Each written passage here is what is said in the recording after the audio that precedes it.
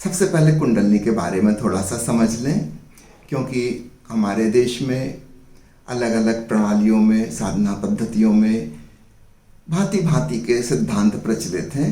मैं बहुत सरल से सरल भाषा में आपको समझाने की कोशिश करूंगा ताकि हम सब समझ सकें। कुछ उदाहरण लेता हूं। हम जानते हैं कि धरती है, सूरज है, चांद है और ये आपस में गुरुत्वाकर्षण के द्वारा बंधे हुए हैं, किंतु वह गुरुत्वाकर्षण हमें दिखाई तो नहीं देता, कहीं नजर नहीं आता। वैज्ञानिकों ने खोजबीन की, उसके प्रभाव देखे, तब समझ में आया कि हाँ, ऐसी भी कोई शक्ति है। एक गुरुत्वाकर्षण का बल है, फोर्स ऑफ ग्रेविटेशन, जो सूरज से पृथ्वी को बांधे हुए है, चंद्रमा को धरती से बांधे हुए है। एक दूसरा उदाहरण देखिए, चुंबक का। हम एक चुंबक को देखते हैं, उसमें और एक सामान्य लोहे के टुकड़े में जो एक से साइज शेप के हैं, हम ऊपर से कोई भी भेद नहीं समझ सकेंगे। ऐसा लगेगा कि दोनों एक से हैं। यदि उनकी केमिकल एनालिसिस में जाएंगे तो बिल्कुल एक से हैं। जैसा आयरन के अणु इसमें है, ठीक वैसा ही आयरन के अणु उसमें है। लेकिन फर्क क्या है? चुंबक के आसपास एक चुंबकीय क्षेत्र, एक मैग्नेटिक फील्ड है, उसमें बड़ी शक्ति है, वो लोहे को आकर्षित कर सकता है। लेकिन वह क्षेत्र हमारी आंखों के लिए तो अदृश्य है। हम उसके प्रभाव को जान सकते हैं, सीधा सीधा उसको नहीं जान सकते। तो इन दो उदाहरणों से, गुरुत्वाकर्षण के बल से, चुंबकीय शक्ति से, अब आप समझ सकते हैं ठीक ऐसा ही प्रत्येक प्राणी में, हम मनुष्यों में भी, जीव जंतुओं में, पेड़ पौधों में, सब में एक जीवन ऊर्जा है। अब तो विज्ञान इस बात से राजी है कि सब सर्वत्र ऊर्जा ही है। पदार्थ सिर्फ एक भ्रांति है। तीव्र गति से घूमती हुई ऊर्जा पदार्थ जैसी भासती है, वास्तव में शक्ति है। तो एक जीवन शक्ति हम में है, यह हम सब लोग भली भांति जानते हैं। वह शक्ति है, तभी हम उठते हैं, बैठते हैं, काम करते हैं, सोचते हैं, विचारते हैं, सांस लेते हैं, हमारा हृदय धड़कता है, खून बहता है, भोजन पचता है।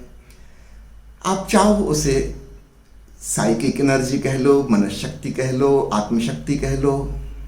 महावीर ने उसको जीवन अग्नि कहा और उन्होंने 12 प्रकार के तप बताए, जिनका सहयोग लेकर उस जीवन अग्नि को ठीक से प्रज्वलित किया जा सकता है। वो जो मंद मंद कुनकुनी सी आग जल रही है, उसको पूरी तरह जलाया जा सकता है।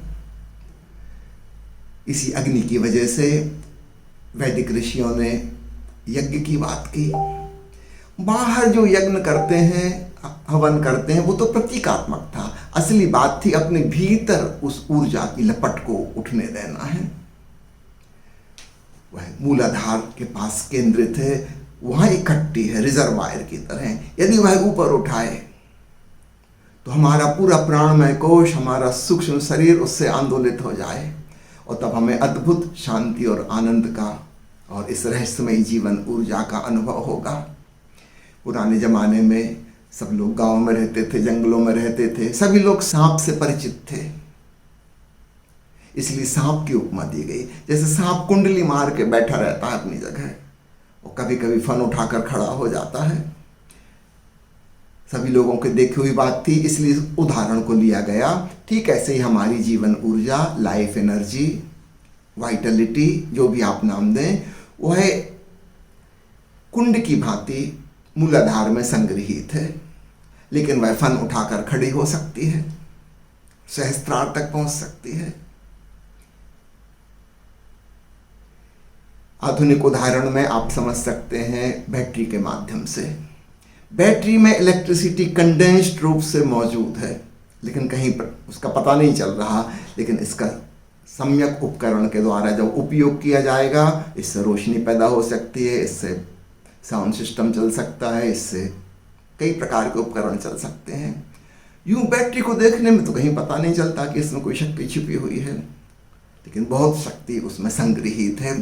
ठीक ऐसे ही हमारे मूलाधार चक्र को बैटरी की तरह समझो, जिसको रूट या बेसल चक्र बोलते हैं। वहां से शक्ति को ऊपर उठाया जा सकता है। इसका नाम कुंडलनी जागरण है। एक दो बातें और इस जीवन ऊर्जा के संबंध में कहना चाहूँगा।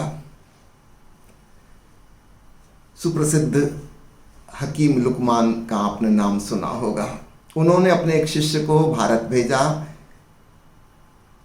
आयुर्वेद का अध्ययन करने के लिए, और उससे कहा कि जब तुम जाओगे भारत तो रास्ते में जहाँ कहीं बबूल का पेड़ मिले उसके नीचे सोते हुए जाना। उस शिष्य ने वैसा ही किया। जब वो कश्मीर पहुंचा तब तक वो बुरी तरह बीमार हो गया था। वहाँ किसी आयुर्वेदाचार्य से वह मिला। उसने कहा मैं आया तो अध्ययन मनन करने के लिए, कुछ सीखने के लिए, लेकिन अब तो हालत मेरी खराब हो गई। अब तो आप मेरा इलाज कर दें ताकि मैं वापस अपने देश लौट सकूं, बस इतना बहुत है। उसकी पूरी यात्रा की कहानी सुन के वो वैद्यराज समझ गए। उन्होंने कहा उस बबूल के पेड़ ने तुमको बीमार किया है, अब तुम ऐसा करो, जाते समय नीम के पेड़ के नीचे सोते हुए जाना और तुम ठीक हो जाओगे और किसी इलाज की ज़रूरत नहीं। उस व्यक्ति ने वैसा ही किया और अपने देश पहुंचते पहुंचते वह ठीक हो गया। जब लुकमान ने पूरी बात सुनी वो बहुत प्रसन्न हुआ। उसने कहा कि ठीक, इसका मतलब भारत देश के लोग भी, आयुर्वेद वाले वैद्य भी जीवन ऊर्जा को जानते हैं। बबूल जो है वो जीवन ऊर्जा को खींचता है, नीम जो है जीवन ऊर्जा को देती है। बरगद और पीपल के वृक्ष जीवन ऊर्जा को बहुत ज़्यादा मात्रा में देते हैं, इतनी ज़्यादा कि शायद हम उतनी ग्रहण ना कर पाएं, इसलिए उनके नीचे नहीं सोया जाता। हम उतनी शक्ति को बर्दाश्त नहीं कर पाएंगे। जरूरत से ज़्यादा वोल्टेज की बिजली हमारे भीतर आ जाएगी तो हमारा बल्ब भी फ्यूज हो जाएगा। तो उतना ही हम ग्रहण कर सकते हैं जितनी हमारी रिसेप्टिविटी है। तो लुकमान की यह कहानी, इससे आपको थोड़ा सा ख्याल आएगा जीवन ऊर्जा क्या है। शायद आपको पता ना हो, नीम की दातून, बबूल की दातून इसलिए की जाती है। नीम ऊर्जा देती है इसलिए, उससे दांत मजबूत होंगे, मसूड़े मजबूत होंगे।